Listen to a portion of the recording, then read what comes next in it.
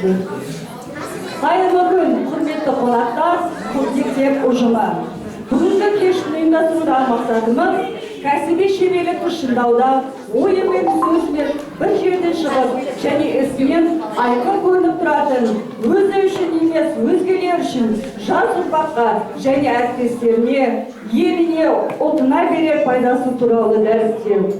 Ұстаздар бойындағы мүмкіндіктің ашыла түсуіне, шабытына шабыт қосуға, өзіне ғана тән адами қасиеттен әріптестермен бөлісу. Бүгінгі кейіпкеріміз номер 72 жалпы білім беретін мектебінде бастауыш пән мұғалімі құрметті ұстаз Шемерова Ақерке Мембархановна зейнеткерлік жасқа толуына байланысты абыройлы еңбектен құрметті зейнеткер тақырыбындағы іс-шарамызға қош келіпсіздер.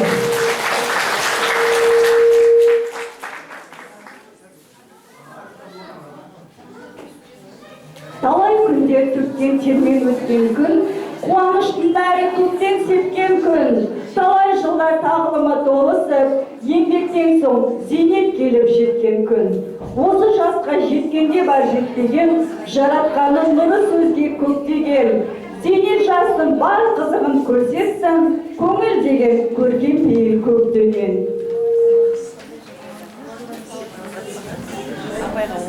Еңбегіңіз құрметті демалысқа шыққан қуанышты күніңіз құтты болсын. Еткен еңбегіңізбен төккен теріңіз аз емес.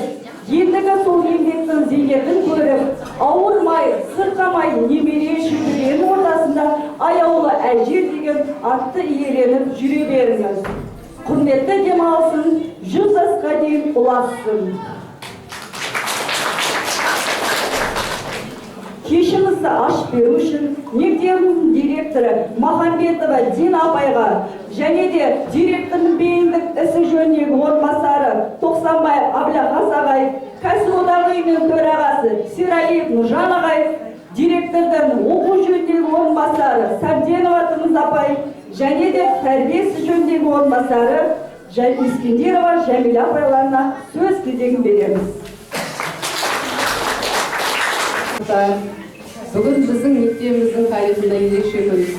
Өйткені біздің қадірменді де қадірлі ұстазымыз Ақерке апайымыздың бүгін зейнет жасқа толуын барлығымыз тойлап, осы іс-шараның куәсі болып отырмыз. Жалпы біз Ақерке апай туралы айтсақ, бүгінгі күнге сыймайды Ақерке апай туралы айтатын бұл жердегі барлығымыздың толғанысымыз. Соның мен өзімнің қазіргі өзімді қолғандырып тұрған осы жерде бір-екі ауыз сөзімді айтып өтейін. Жалпы Ақерке апайдың жылы жүзі, апайдың сабырлы, салиқалы мінезі, оқушыларға деген бала жанды қасиеті, бұл әрбір апайдың ұстаздық еткен шәкірттерінің жүрегінде мәңгі қалады деп ойлаймын. Өйткені менің өзімнің балам осы мектепті алғаш табалдырығын аттаған кезде Ақерке апайдың қолына келді. Менің балам дайындық тобына емес, бірінші сыныпқа келді. Сол кезден бастап ол менің баламның екінші ана сүйегі болады Ақерке апайды. Бұл мысалы біз көбінесе балдарымыз айтады ғой, оқушыларымыз апай ұрсады деп. Ал менің балам апай ұрсады демейді, Ақерке апай өкпелейді деп айтады. Өйткені бұл кісі балдарға ұрса алмайды. Бұл кісінің осы мінезін, жалпы бұл кісінің бала жанды қасиетін және бұл кісінің кәсіби шеберлігін осы жердегі көп әріптестер, апайдан кейінгі ізін басып келе жатқан жас мұғалімдер өздеріне көп үлгі ретінде алса, бұл өте құба-құп. Апай, міне осы қадірлі зейнет жасыңызды, Құда қаласа қалған өміріңізді ұрпақтарыңыздың ортасында бақытты сәттермен өткізе беріңіз, ұрпағыңызбен мың жасаңыз. Осы мектепте біздің жүрегімізде, шәкірттердің жүрегінде мәңгі қаласыз, абыройыңыз әрқашан биік болсын. Мынау апайдың қазіргі сыныбы дейді, осы былтырғы түлектері. Ол балдардың апайына деген құрметі, махаббаты ерекше. Сондықтан апай, осы балам жақсы көргесін, мен де Ақерке апайды ерекше жақсы көремін. Сондықтан құрметті әріптестер, барлығыңызға да осындай Ақерке апай сияқты зейнет жасына жету бізге де нәсіп етсін, бізге де бұйырсын. Апай сияқты абыроймен осылай зейнет жасына жете берейік. Бүгінгі жиынға бас қосу себебіміз Ақерке апайдың зейнеткерлік жасқа толу себебі ғой. Әпшене деймін, таңертең ұржан жіберген екен, туған күндерімізді. Содан мен риза жүрген апайдың білім, адамның қасиеттері жағын бұрынғы әріптестер айта бердім, мен өзімнің қазіргідегі ұлышылдық жағын айтайын. Ол кісінің сүйкімділігі, ұруға деген өзінің ұстамдылығы, байлар жандағы қызы қалай болып жүру керек екендігін өзінің бойлап міне көрсетіп тұр. Апайды қазір зейнеткерлік жасқа толып деп айтуға болады ма? Жоқ. Апайдың дәле жап жас. Өйткені ол өзінің бойындағы қадір қасиеттен, арадан алған, әкеден алған барлық қасиеттерін бойында дамыта білген адам. Сізге әрдайым ұзақ өмір тілеймін. Шаршамаңыз, шалдықпаңыз, сөз сөйлеулер жойы берсін. Жездердің алдында әрдайым марқай берсін. Рахмет. Вообще, бүгін көптеген туғанымыз ең жасымыз құтты болсын. Әржан күл ойнап, жездерімізді жейміз. Баршалардың өзімізді жойын қызын көріп келесіз. Кәсіподақтың құттықтауы болып, құрметті Шемирова Ақерке Елбарханұлы, сізді құрметті зейнет жасына толған мерейлі күніңізбен құттықтай отырып, жүрек жағымыз жылы жерлерімізді арнаймыз. Еңбек еткен осы қуаныш көңілден қуаныштың көңілін еңбек демалсаңыз әркім шалқыған шақытта отбасын ұзатты, бұл қыздардың ортасында бақырған бақытта өмір жолын ұзақ көрген ниетімізге ниет еселеніп, денсаулық бақыт байлық алып келсін. Жапырағын жайған мәуелі бәйтеректей ғұмыр тілеймін. Ұзақ жылғы қажырлы еңбегіңіздің кеңейіп көріп, екі жағының кеңейістің жуанды көрген болуын тілектеспіз. Кәсіподақ комитеті төрағасы Жұмас Батанов. Ұжымның атынан марапат, шапан шаттығыңызға және ұжымның атына мынау алтындай болып жүрсін деп, Құдай қаласа табыстау болса жетіңіздер. Соны жіберді ғой, осыны қашты.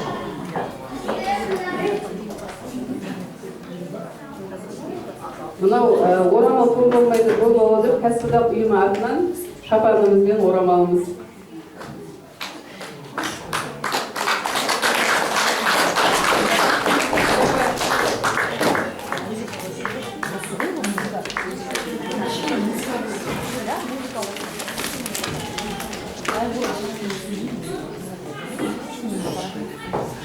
Құрметті бүгінгі кешіміздің біздің Ақерке апайымыздың туыстары, әріптестер, оқушылар, мына бүгінгі зейнеткерлікке шыққан кешікті халқы құтты болсын. Мен жаңа режим айтып едім, пенсияға шығатын кезде қандай болады екен деп, жоқ, екі қолымды көтеріп үндемей шығып кетемін деп едім. Бүгін басқа әсер, Ақтүйеннің қарны жарылған күн, енді қанша теңге айтсақ та теңгесі жоқ. Жаңа апайлар айтып жатыр. Тек қана өзінің жүзімен, күлкісімен ғана барлығын баурап алатын, барлығына мейірімін шаша алатын, жаңағы үлкен болса да кішірейіп, жаңағы өмір жолында өзінің қаншама көрген, білгендерін бәрін кейінгі ұрпаққа дәріптей алатын менің алтындай мынау жеңгем тұр алдымызда, әрі әріптес, әрі ұжымдас, әрі жеңгем. Енді сізге тілерім, деніңіз сау болсын. Менің көкемнен Құдай қаласа зейнетке шыққаннан кейін кеңсе жайылған өрісіңіздің жемісін көре бересіз Құдай қаласа.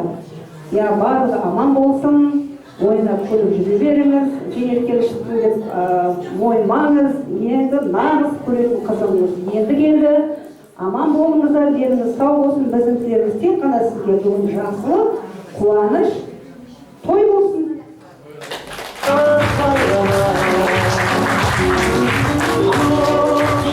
Құрметті көпшілік қауым, біздің мектепте бүгін үлкен іс-шара болып жатыр. Қош келдіңіздер біріншіден. Әшемді айтатын болсақ, жаңағы бұл кісіге қандай теңеулер айтса да аз деп ойлаймын. Себебі жаңағы бізде сабырсыз болған, негізі көбінесе сабырсызбыз. бәрі нәрсе сабақтан пайда болады. Сондықтан да біз ашуланған кезінде немесе басқа бір жағдайларға тап болған кезінде әпшем бізді дереу өзінің бір сөзімен ғана басып отырады. Яғни көп көргендігі, көрегендігі, ақылдылығы, инабаттылығы көрген тәрбиесі бойынша шәкірттеріне берген тәлім тәрбиесінің барлығы осы әпшенің бойынан табылады. Әпше, бүгінгі зейнет жасыңыз құтты болсын. Деніңіз сау болсын, отбасыңыз аман болсын. Зейнеттің енді зейнеттің бөлімізді қаласа. Тек шәкірттеріміз биік белестерді бағындырып, мынау менің шәкіртім деген дәрежеге қалса ала жеткізсін. Жездемен бақытты болыңыз, бір жасқа терең қартайыңыз, тағы да ойнап күліп осындай көптеген шәкірттердің биік белесті бағындырған шәкірттерін көрсетеміз. Біз сізге мақтанамыз, сізді жақсы көреміз. Деніңіз сау болсын, тағы да осындай жүзіңізден әрқашан осындай жүзіңізден көркейіп өссін.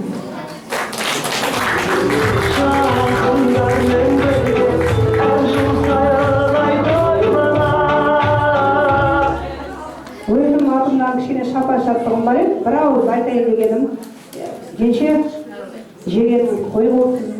Құдай қаласа мына шапанды киіп алып, жүрген жеріміз той болсын.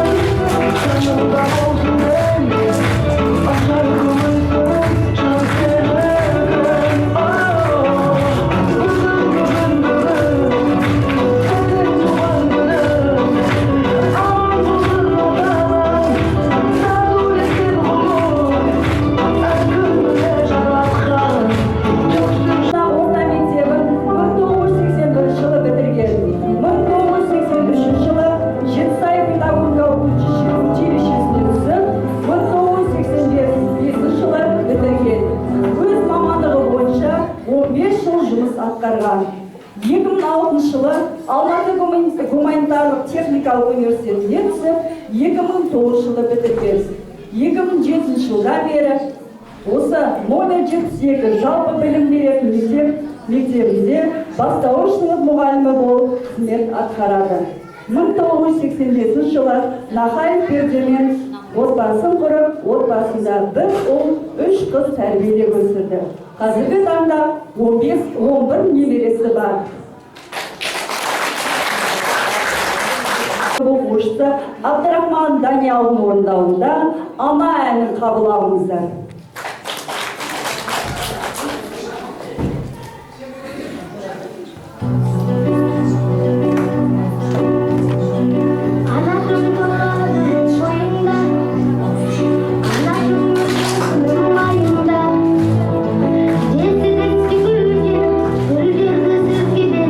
Görme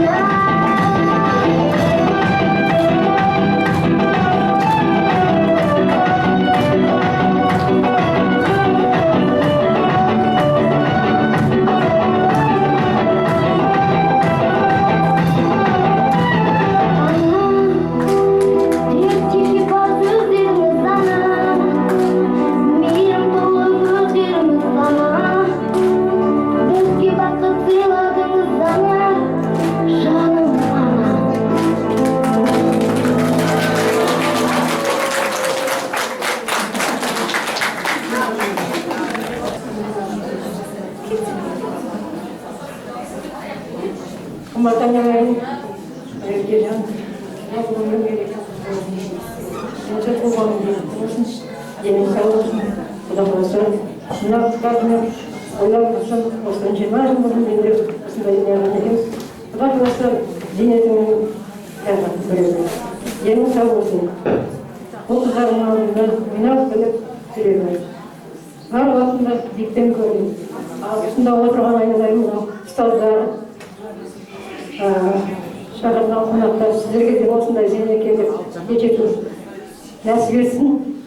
Барлығымыздың дендеріңіз сау болсын, аман болайық. Көргеніміз тек қана тыныштылық, ой болсын, аман болайық. Дені сау болсын айналайын.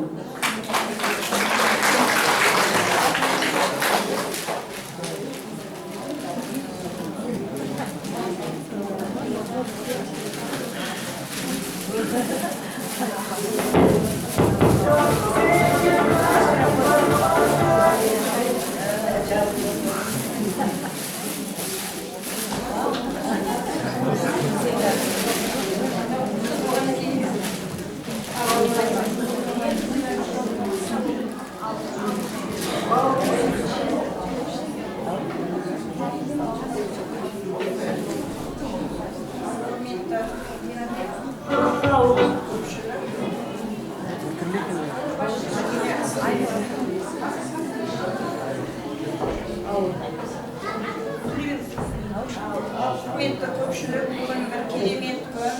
Біздің замандасымыз жаңағы Ақерке уақытында 90 жылдан бері біз бір-бірімізді танимыз, білеміз, осы жерге келіп болып түскелі.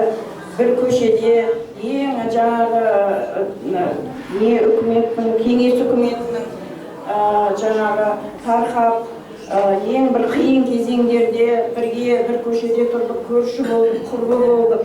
Әзір енді замандасымыз. Былтыр ғана бір жыл бар деген еді біз зейнетке шыққанда. Міне әне-міне дегенше уақыт орнында тұрмайды, зымырап бір жылда өтіп кетті. Енді бұл не бұл жаңағы біз бір жылдық жаңағы үйде отырып білдік қой, енді нағыз демалатын кезіміз келді. Еңбек етті 40 жылдан аса. Міне саған да сол күн жетті. Құда қаласа, мынау отбасында жаңағы немерелеріңнің қызығын солармен айналысып, үйдің шаруасымен зейнеткерлік те бұл бір жақсы.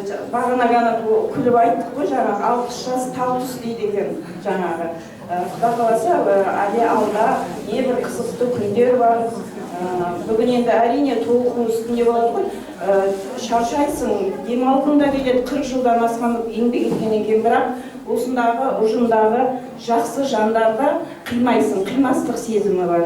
Құда қаласа, біз сияқты қонаққа келіп тұрасың, бәрі жақсы болады, өте сені жақсы көремін, сыйлаймын, жалпы адамгершілігіне бәрі.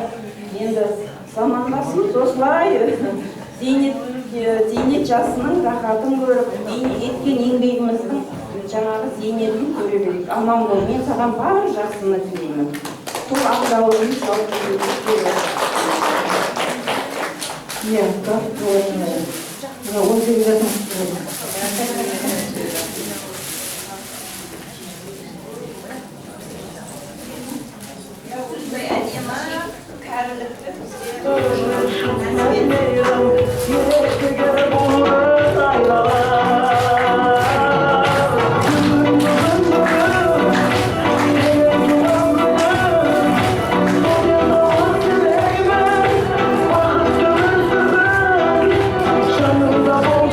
Ал ендеше сахнаға Ақерке апайымыздың бірінші А сынып оқушыларының орындауында «Нұр шашу» биін қабылдаймыз.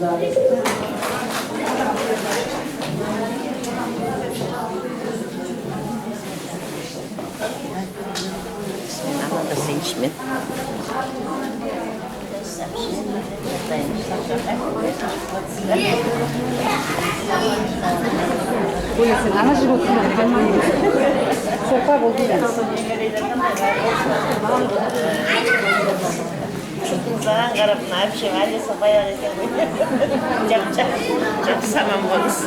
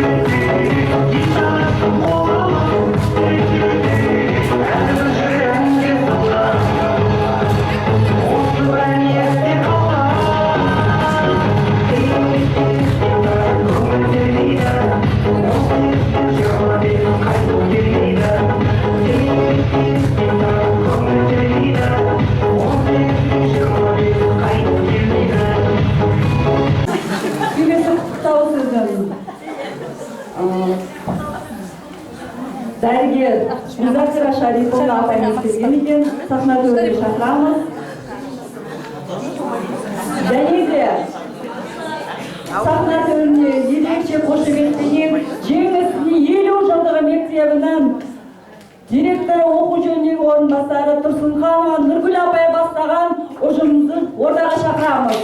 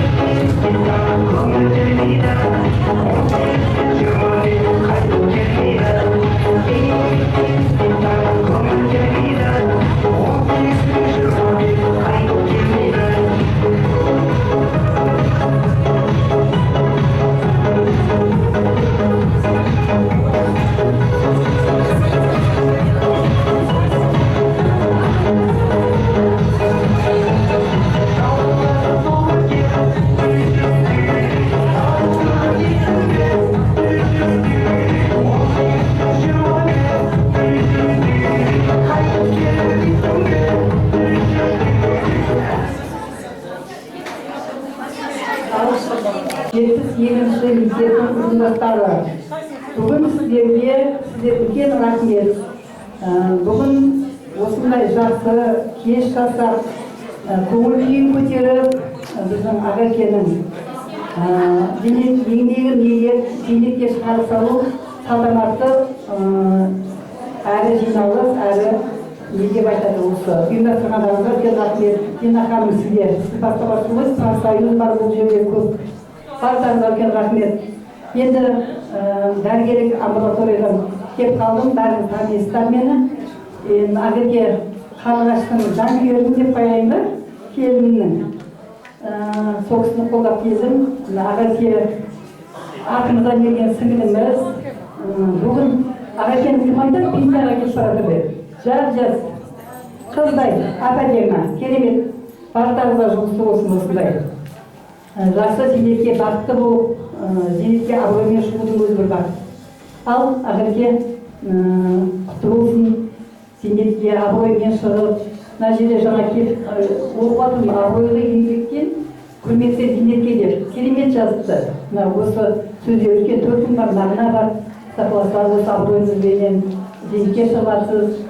Зейнетке шығу деген ол бір қатеп қалу емес, зейнетке шығу деген басқа екінші жаңағы тыныстың ашылуы деп түсінеміз. Себебі одан кейін тағы да өмір бар, бала-шаға бар, демалыс, енді Ағаке беймауат демалып, жұмысқа деп асықпай, немерелерімен, жолдасымен саяхатқа шығып, енді ағарақ осы баласымен, келіннің арқасында, балаларының, қыздарының арқасында сөйтіп жүреді деп ойлаймын. Не деймін саған, баянды, бақытты ғұмыр тілеймін. Денің сау болсын, өмір жасыңыз ұзақ болсын, Құдай қаласа. Бала-шағаңыздың рахатын көріңіз. Сол ортамызда ота жайнап жүре беріңіз. Мына ұжымға Құдай қаласа сіздерге барлықтарыңызға осындай жақсы зейнетке шығу нәсіп етсін. Аман болыңыздар, ұлағатты ұсталсыздар, білім беріп жатсыздар, қанша халыққа сол еңбектеріңіз шамай берсін. Ал қадірлі болып, осылай әдемі болып зейнетке шыққан құтты болсын. Мына сөз келді құтты болсын. Бәрі құтты болсын, рахмет.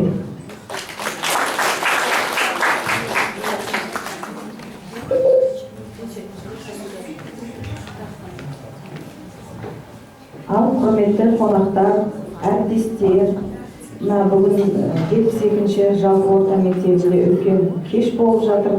Біздің құрметті де қадірлі аяулы әріптесіміз Ағаке апайымызды зейнеткерлікке шығарып салу салтанатты кеші.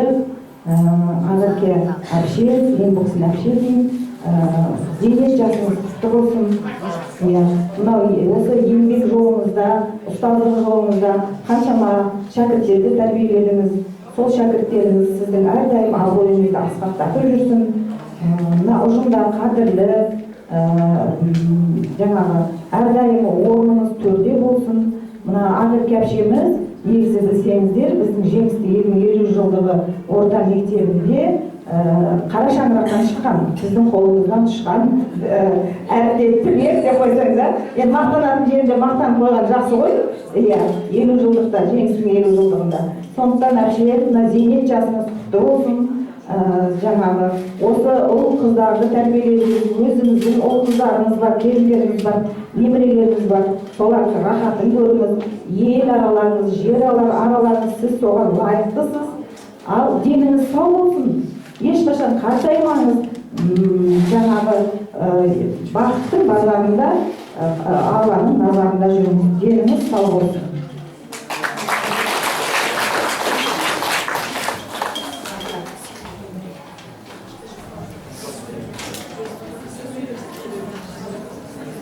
Әпше, туғаныңыз құтты болсын, 100 жасаңыз, бейнеттің зейнетін көріңіз. Бүгін осындай керемет іс-шара болып отыр екен, біз Қамшат екеумізді жұмыстастарымызбен қарап тұрмадық. Осы сізді қуанышты күніңізбен бөлісуге, ортада болуға асыға келдік.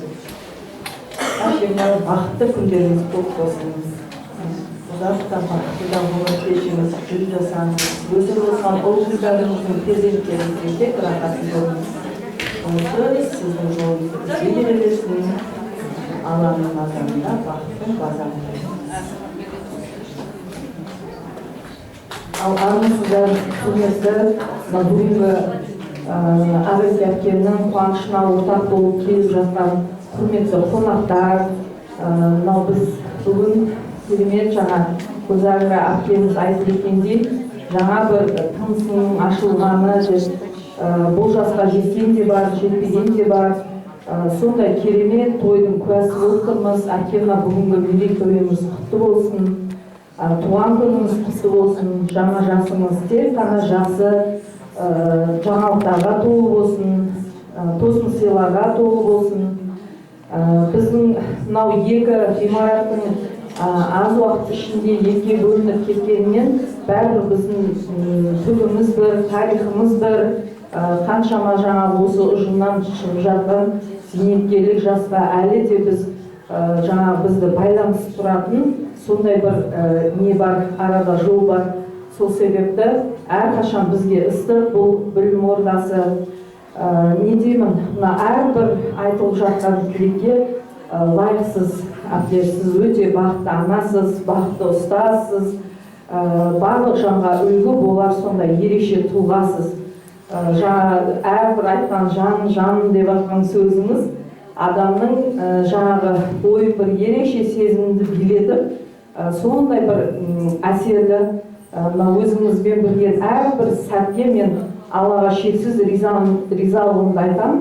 Ол кезде жаңа бірге осы мектепке қатынайтынбыз, бірге айтып, армандарымызды бөлісіп, жаңағы үнемі өзіңіздің ақыл кеңесіңізді айтып отыратынсыз.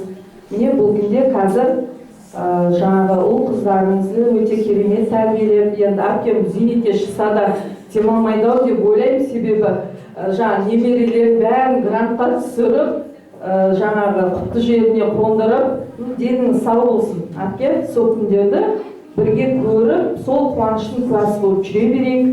Тағам екеуіңіз бақытты, баянды ғұмыр кешіп, ұл қыздарыңыздың қызығын көре беріңіздер. Тойыңыз құтты болсын, бізге сіздің жолыңызды берсін. Енді өзіміздің арнайы сый-сияпатымыз бар еді, соны тапсыруға рұқсат етіңіздер.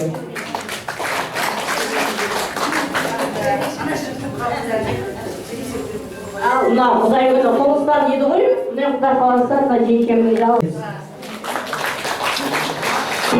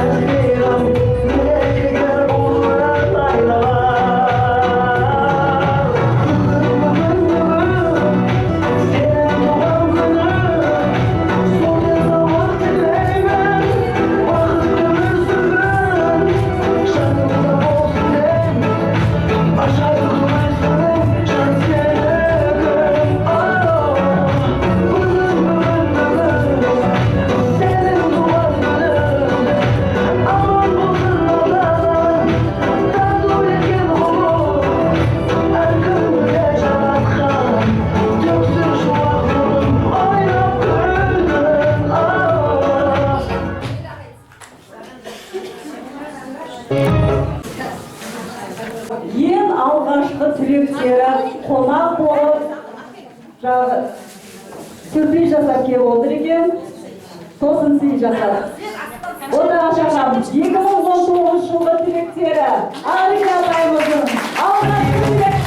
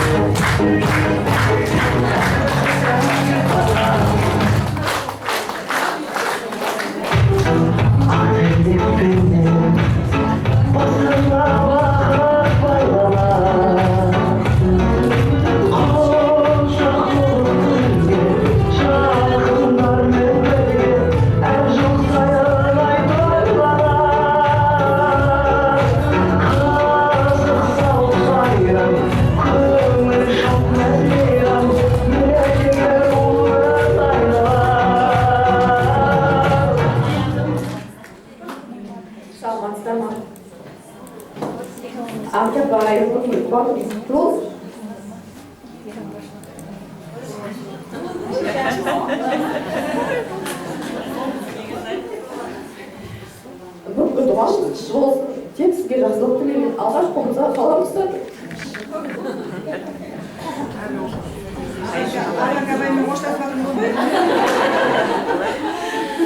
Алғаш қолымызға қаламыз барлық үйретуіңізге үлкен өмір қадамына бастырғаныңызға рахмет. Сізге тек жақсылық.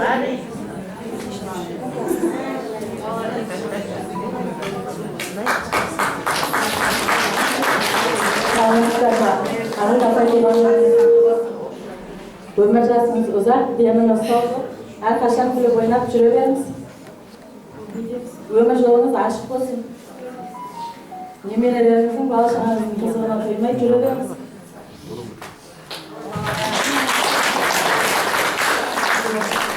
Біздің сыныптың атынан кішігірім болса да өз біздің сыйымызды әкеліп отырмыз. Табыстайық.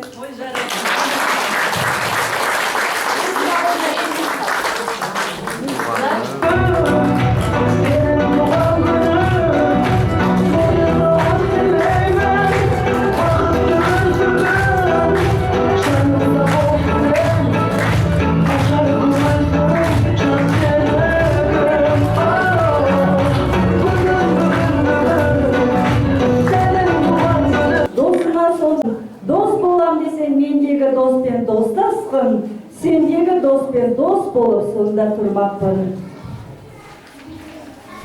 Дей келе, келесі құттықтау сөзін Ақерке апайдың достары, құрбылары, Алия Молдағұлова атындағы мектебінің ұстазы Зәуре апайға және де Нышанкөл, Үлпілдек, Ақжарқын, Айсара апайларға сөз кезегін берсек. Сандармен шақырамыз, келіңіздер.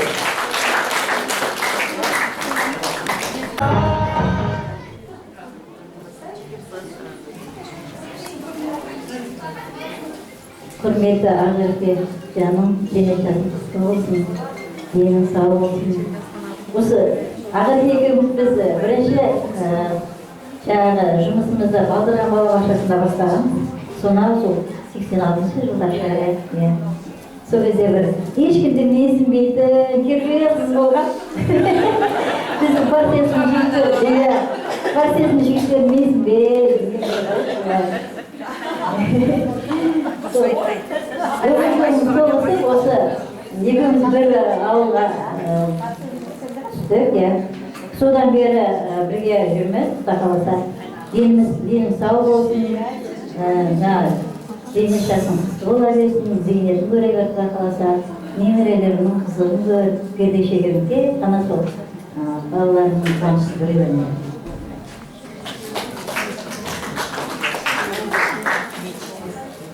Саламатсыздар ма, құрметті көпшілік. Мынау бүгін біз Ақерке ортада жалғыз қызымыз. Біз Кенжештің жолдастарының келіншектері боламыз.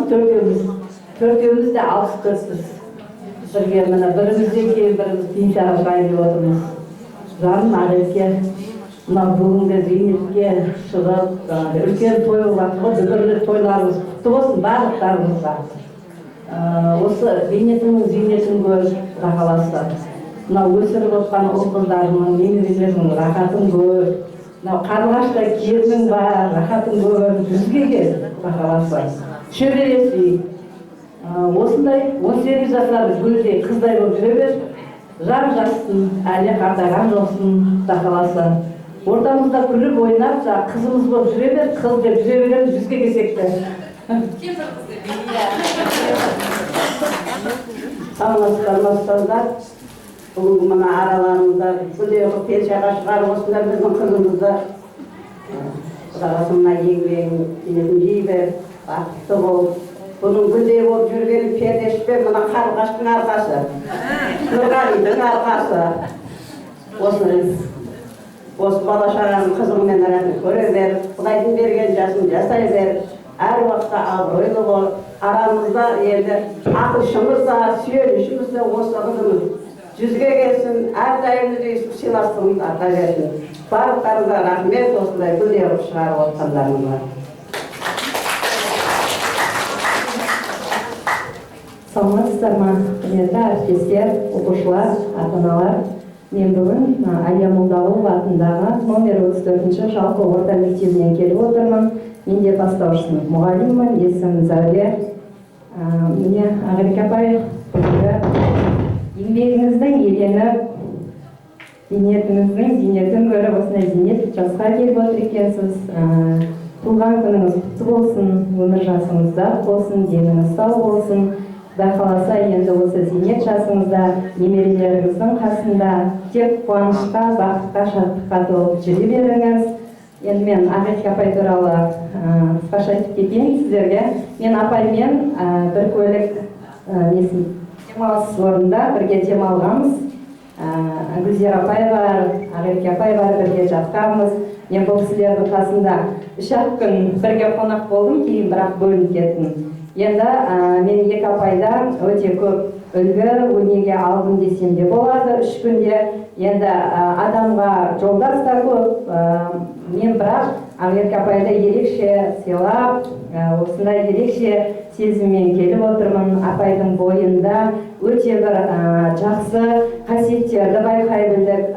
Апайдың осы деп әдемі болуы, жас болуы ол өзіне байланысты. Әрине ол мінезге де байланысты, ол ортаға да байланысты, ол отбасына да байланысты. Апайдан жаңағы көп енелерден, көп кісілерден, мысалы ортаға барған кезде бір жас болсақ да байқаймыз негізі. Көпшілік жерде мысалы әйел адам бәрібір жамандауға ұста келеміз ғой. Бірақ Ақерке апайдың мен ондай ешқандай қасиетін көрген жоқпын. Гүлзира апаймен бірге жатса да ешқандай бір әріптесті, бір келінді, немесе ауылдың адамдарын айтуды, екеуі ара отырса да үнемі жақсы сөздер айтатын апай. Апай, сізге тек жақсылық тілеймін. Қартаймаңыз, осындай әдемі кейпіңізде, әдемі қалпыңызда Құдай қаласа 100 жасап, сол тойдың куәгері болып жүре берейік. Бақытты болыңыз. Сізге әйел бақытын тілеймін. Қызымызға деген алтынымыз бар еді, арамызда жарқырап жүре берсін деген қанығы.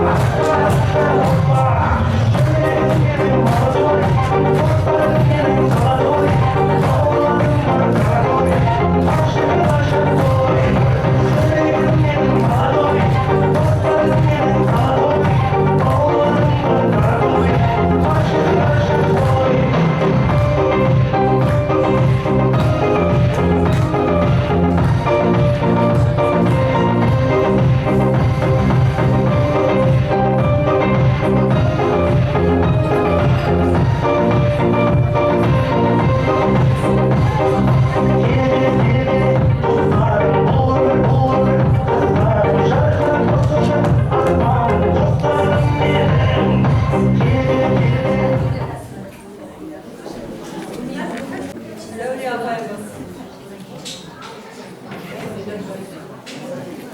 апайдың қызы бізге керемет те би шашуымен келген екен. Өзбек биі орындайтын Ерғожа Қорлан. Қарсы алыңыздар.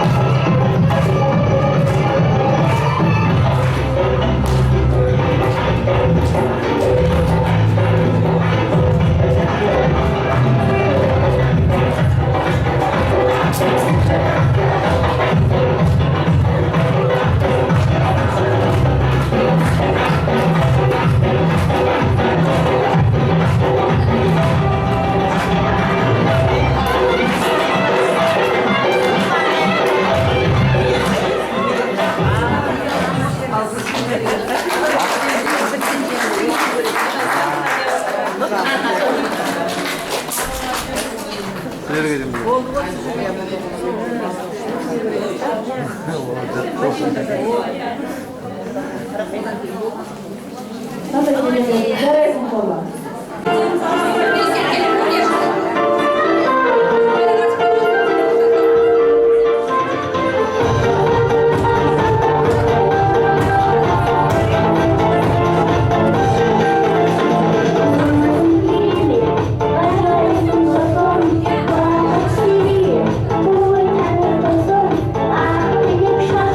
I love that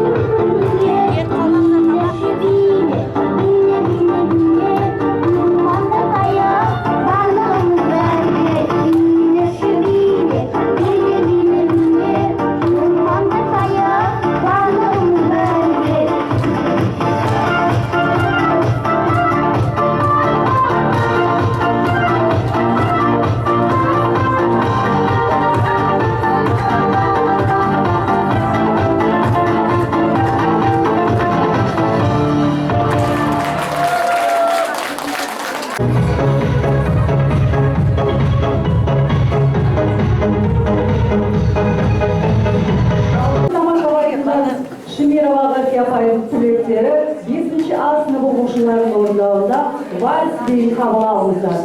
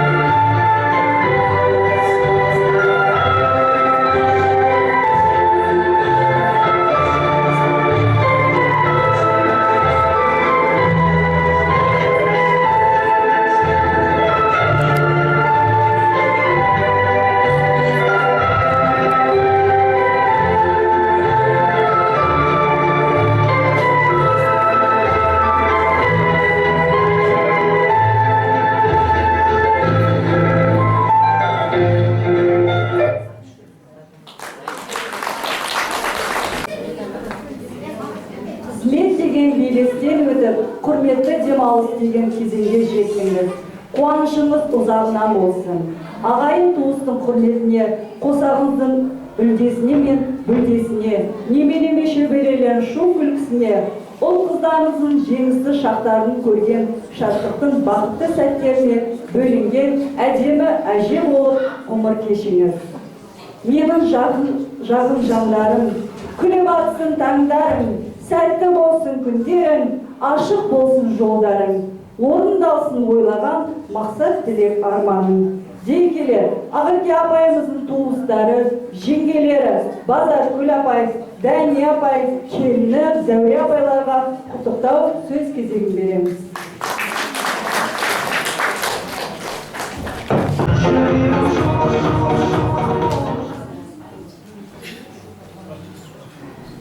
Ақерке, бүгінгі жас қосқан күні құтты болсын, зейнетке шыққан күн құтты болсын, ниетің ойлаймын.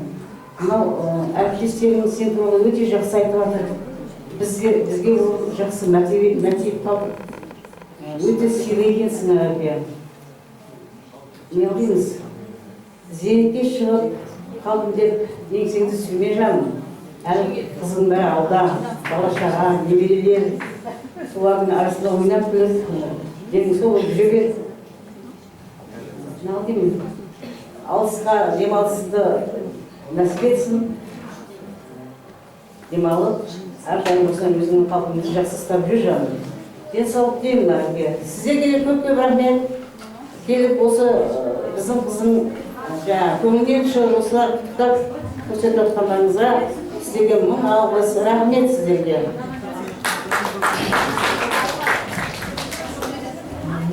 Ұлағатты ұстаздар, оқу бөлімге сусындаған шәкірттер және әріптестеріміздің осы кешке келген барша қонақтар. Мектеп ұжымы, абыройлы еңбеккер, құрметті зейнеткерлер, мерекелік кештің бір тамаша куәсі болып отырмыз. Жүректі тербетер, естен кетпес, үлгі боларлық біздің өз әріптестерімізбен, әрі қатар біздің қайынсіміз, жаңа өмірбаянда айтылып кетті, арпа ішінде бір бидай дейді. Бұл қайсының ортамыздағы бір қызымыз, қалғанымыз ер азаматтар. Мінекей осы кешке куә болып отырып, сіздерге мен де ризашылығымды білдіремін. Мынау бастауыш мектептің мұғалімі деген ең алғашқы, қашанда алғашқы деген сөз қашанда құрметті, қашанда қымбат қой, ең алғашқы әліппені оқытып, қолына қалам ұстатқан шәкірттердің алғашқы ұстазы. Сол ұстаздан ары қарай жоғары сынып басталады. Ал Ергеш, мынау ұжымының саған деген сыйын, құрметін көріп, сенің мәртебеңді көтеріп отырғанына біз марқайып отырмыз. Марқайып, мінекей қайынсіңліміз осындай абыройменен зейнетке шығып жатыр екен, ұжымында қадірлі екен деп, сенің жаңағы мәртебеңе біз де марқайып отырған жағдайымыз бар. Шәкірттерің де батыр, 100-ден астам шәкірт оқытқан екенсің, 5 түлекті түлетіп шығарған екенсің. Қандай абырой, қандай жаңағы құрмет, сол 100-дің өзі құрметтесе, соның өзі бір Алланың бір жауған нұр шығар деп ойлаймын. Менің кішкене енді бір сол алғашқы ұстазға арналған бір тақпақ бар еді, соны оқып берейін.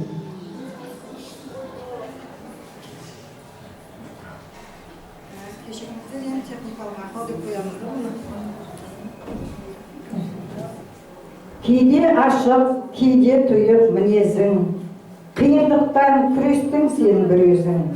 Зейнеткерлік айтуға қиын сөз, зейнеткерлік айтуға да қиын сөз, біз боламыз алған сыйың үлесің.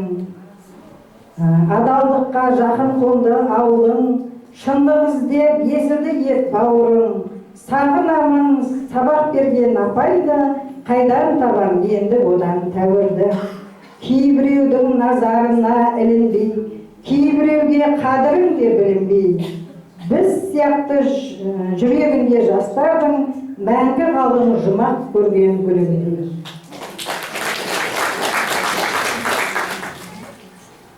Саламатсыздар ма ұстаздар? Менің бүгінгі жалғыз бір түйір әпкем бұл. Бүгінгі зейнет жасына үлкен үлес қосып жатыр екенсіздер. Іс-шараларыңызға үлкен рахмет сіздерге. Әпке, бүгінгі зейнет жасыңыз құтты болсын. Бар болыңыз, аман болыңыз, 100 жасаңыз, жездемен бір жастықта терең қартайып, өсіріп жатқан бұл қыздарыңыздың рахатын көріңіз, шөбере сүйіңіз, тек арамызда жүре беріңіз, ойнап көріңіз.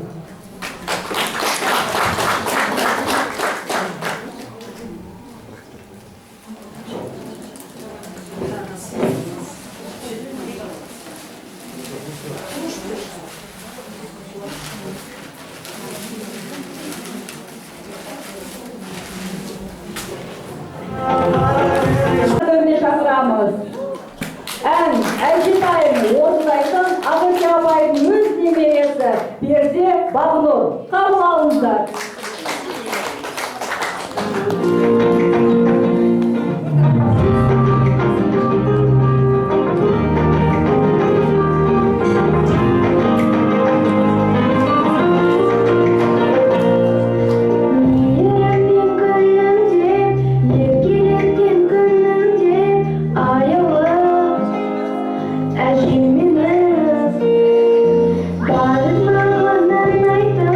Жанын салып қорғайтын сайылып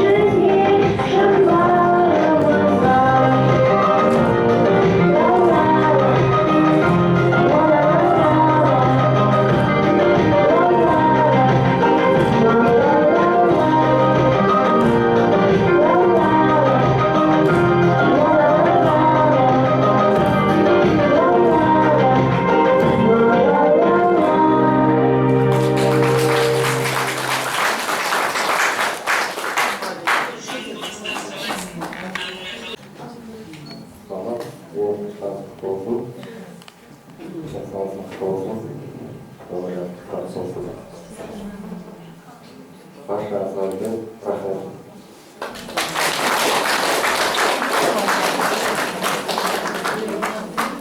Саламатсыздар ма, мына бүгінгі жиынға, іс-шараға келіп, алтын уақыттарыңызды бөліп, маманы құрметтеп, біздің анамызды сыйлап келіп жатқандарыңызға мың алғыс, басымызды иеміз. Сіздерге көп рахмет. Құдай қаласа ұрпақтарыңызбен мың жасап, тек жақсылық тойлар нәсіп етсін сіздерге. Ал не дейміз, мама, бүгінгі зейнетке шығу жасыңыз құтты болсын. Сізге тек жақсылық деймін. Өте әдемісіз. Осылай әдемі болып жүре беріңіз. Мен өзімнің анамдай көремін маманы. Құдай бала-шағамның несібесіне, біздің несібелерімізге аман болыңыз. Әрқашан бақытты ана болып жүріңіз. Біздің жақсылығымызды асырып, жамандығымызды жасырып, осындай үлгілі, құрметті, ақылды анамыз болып, әрқашан ақжаулығыңыз кірлемей, тек бақытты күн кешіңіз. Бала-шағаңыздың қызығын көріңіз, біздің тек қуанышты сәтімізді көріңіз. Барлығыңызға үлкен алғысымды білдіремін. Маманың перзенттерінің атынан, ұл-қыздар, күйеу балаларының атынан аздаған сый-сияпатымыз бар, соны табыс етейік.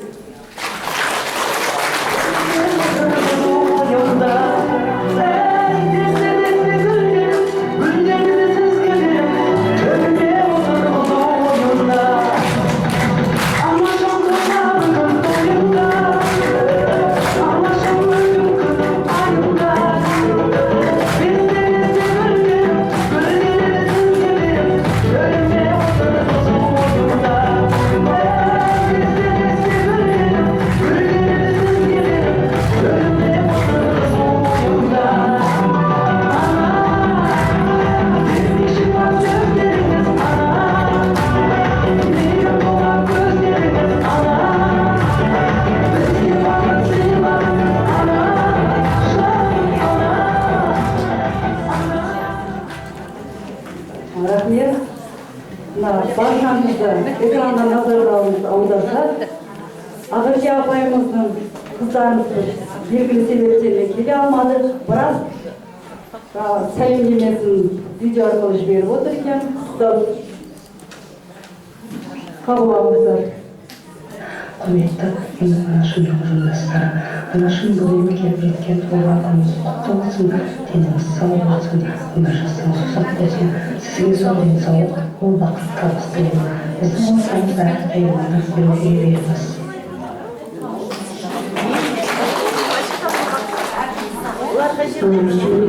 Құрметті жолдастары және анашым, мама, бүгінгі туған күніңізбен шын жүректен құттықтаймын. Зейнет жасына жеткеніңізбен мама, сізге үлкен рахмет. Осылай біздің уақыт кетіп жатыр па? Дегеніміз, ол менің Ақерке апайым, мен әпшемнің қастасы, ол да кеңсе шықты. Мен немерелерім, апайы екі немерем, Құдай қаласа сен жақсы болсын бізге, осындай әдем болып шығу бізге де жақсы болсын. Осы бәрі жақсылық тілеймін ғой.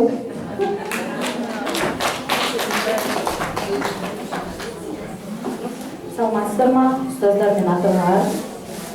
Саламатсыздар, Ақерке апай, зейнет жасыңыз құтты болсын. Құдай қаласа зейнет жасыңыз жақсы, жағымды жаңалықтармен келген болсын. Құдай қаласа деніңіз сау болсын, ауырмаңыз, 100 жасаңыз. Немере шөбере қыздарыңыздың қызығына тоймай осылай әдемі қаздайып әже болып жүре беріңіз. Деніңіз сау болсын. Мынау аздаған сый-сияпатыңыз бар, екі сыныпта соны табыстауды рұқсат етіңіздер.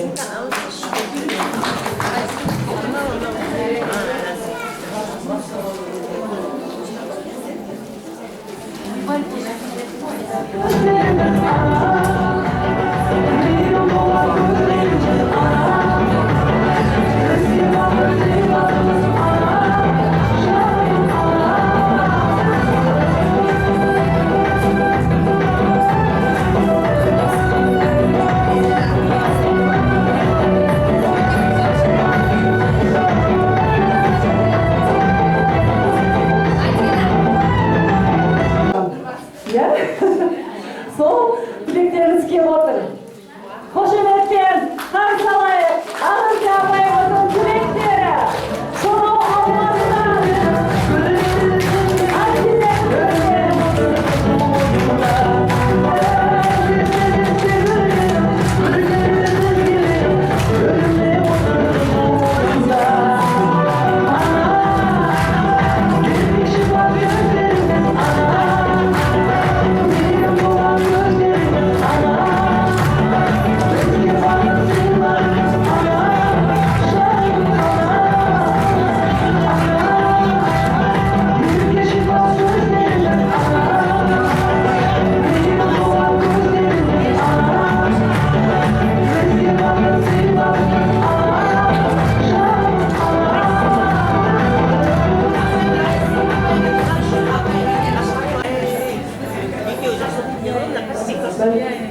Баршаңызға қайырлы күн.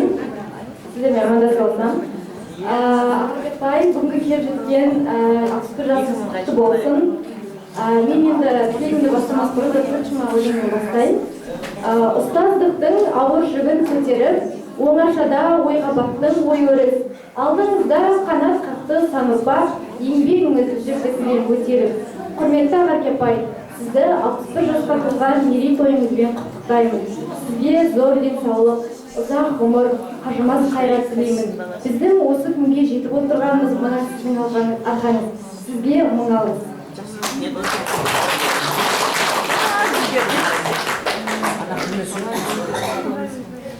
Ақерке апай, бүгінгі туған құтты болсын. Сізге осы барлығы үшін рахмет айтамыз. Осы барлығы сіздің арқаңызда тілейміз.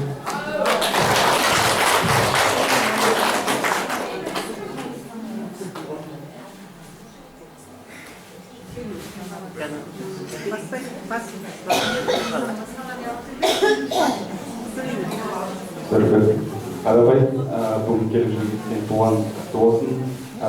Біздің балалық шағымыз сіздің арқаңызда, сіздің қолыңызда өстік. Сізге үлкен рахмет айтамыз.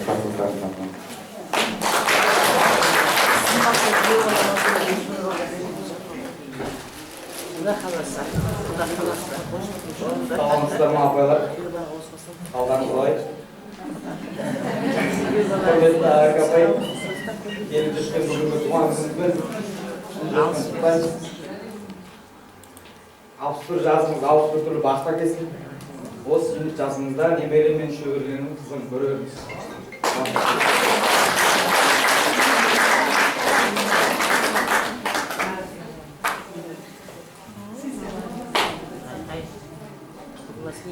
Апай, енді біз сізді сынау жерден құттықтап келіп отырмыз. Мына біздің класстарымыздың артымыздан сізге кішігірім сыйлық қабыл аламыз.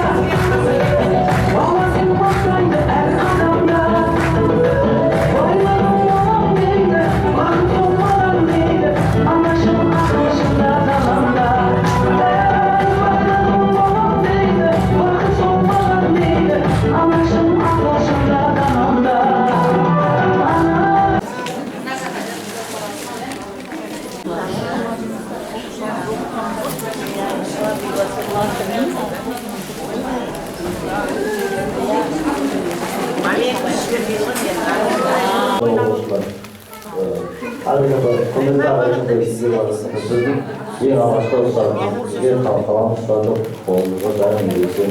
Осы біздің 4 жылымызда бәрін шығарып берген үшін рахмет. Бізде 9 классына сізге мың алғыс білдіремін. Келесі сөзі оқушыларға. Құрметті Ақерке апай, осы көктем шырайлы күнге келген қос мейрамыңызбен құттықтаймыз. Зейнетіңіздің берекі болсын.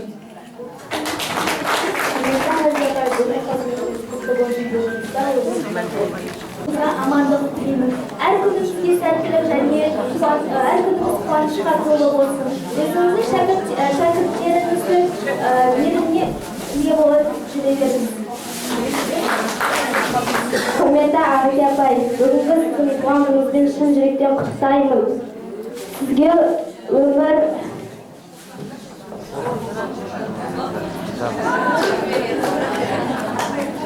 Söz sonunda doğunca atlasın ayaktan ölümün az oturup okuyoruz sıyılıklarımızı. Tanıştava oturur.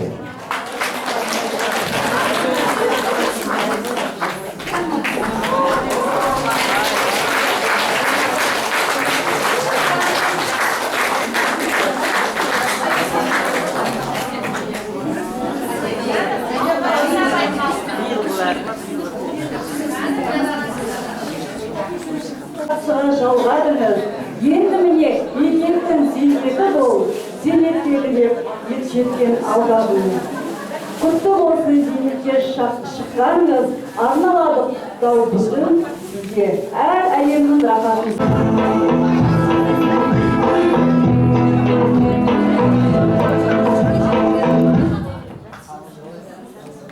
Алтындай Ағаке апайымыз, сіз бір ерекшесіз. Бәріміздің ақылшы әпшеміз, Ағаке апаймен сіңіліп алған, біз әпшелі сіңіліміз. Мына ұжымдастар сізді қимаймыз. Құда қаласа бізге тек қана қызықшылығымызға ортақ болып келе беріңіз. Сіздің қадір қасиетіңізді осы жиын 2 сағат болып 2 сағаттан бері айтылып жатыр. Барлығына қосыламыз. Әдемі қалпыңыздан таймаңыз. Бізге тек ақылыңызды айтып, біздің көшбасшымыз болып жүре беріңіз. Сіздің әрбір шыққан шәкіртіңіздің жүрегінен орын тапқаныңыз анық болып тұр. Ұстаздық еткен жалықпас үйретуден балаға Ағаке апайдың іс жолдарынан көрініп тұр. Барлықтарыңызға Ағаке апайдың жасы, жолы, жұмыс тола берсін. Құда қаласа біз де аман есен 30 жасқа жету нәсіп етсін. Бастауыштың барлық қыздарының жақсы ниеттері көп, оны айта береміз. Біз енді ән шашумен жеткізуді жөн көрдік, уақыт тапшы деп отыр қыздар. Сондықтан біздің бастауыштың қыздарының тағатын алтын жүзіктері, бірнеше сыйлықтары бар. Ағаке апай қабыл алыңыз. Thank